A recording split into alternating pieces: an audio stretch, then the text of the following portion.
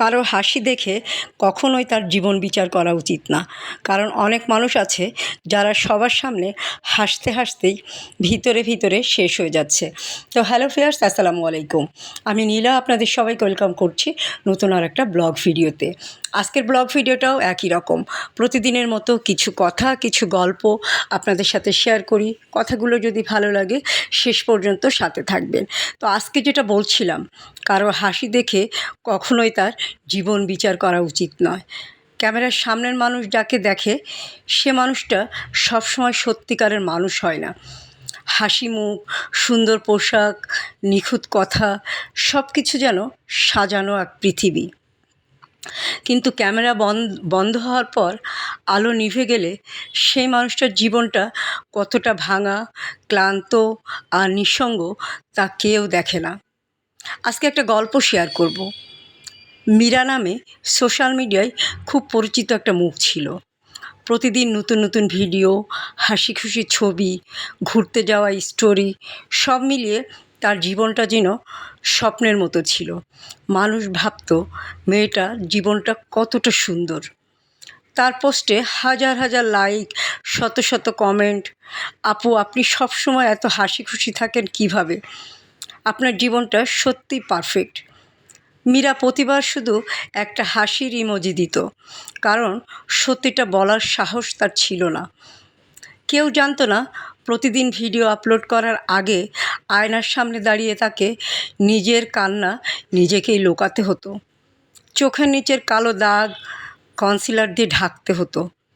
হাসিরও অভিনয় করতে করতে সে একসময় ভুলে গিয়েছিল সত্যিকারের হাসি কেমন হয়।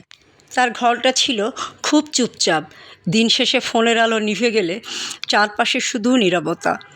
যে মানুষগুলো অনলাইনে তাকে অনেক ভালোবাসি বলতো, তাদের একজনও জানতো না রাতের পর রাত সে না ঘুমিয়ে জানালার পাশে বসে থাকতো। একদিন লাইভে এসে মীরা অনেক হাসছিল। নতুন শাড়ি, হালকা মেকআপ, ঠোঁটে লাল লিপস্টিক, সব কিছু একদম নিখুঁত।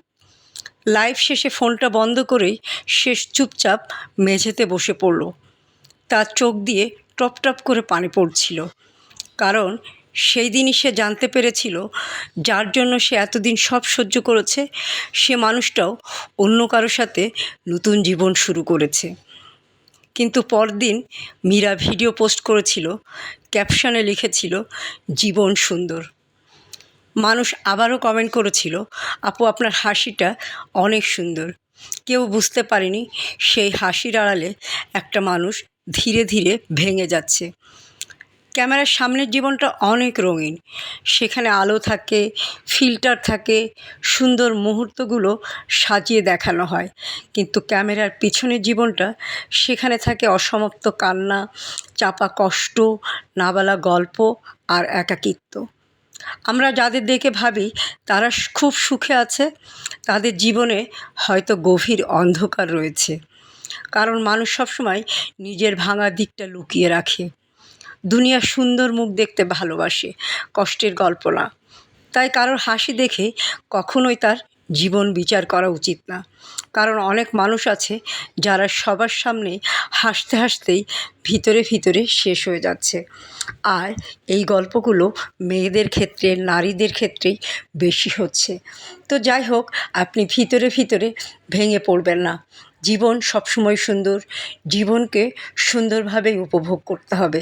মীরার গল্পের মতো, যেমন অনেক দুঃখ পেয়েও মীরা লিখেছিল জীবন সুন্দর। আসলেই জীবন সুন্দর। আপনি আপনার জীবনকে সুন্দরভাবে উপভোগ করবেন আর সুন্দর কিছু শাড়ি পরবেন।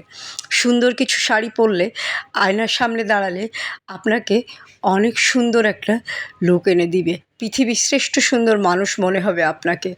আর এই সুন্দর শাড়িগুলো কোথায় পাবেন জানেন তো? সুন্দর এই শাড়িগুলো পেয়ে যাবেন অদ্রি ফ্যাশন অ্যান্ড লাইফস্টাইলের পেজ বা ইউটিউব চ্যানেল স্বপ্নচূড়াতে।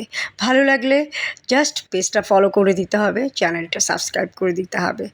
আর জীবনকে উপভোগ করতে হবে, জীবন সুন্দর করে সাজাতে হবে।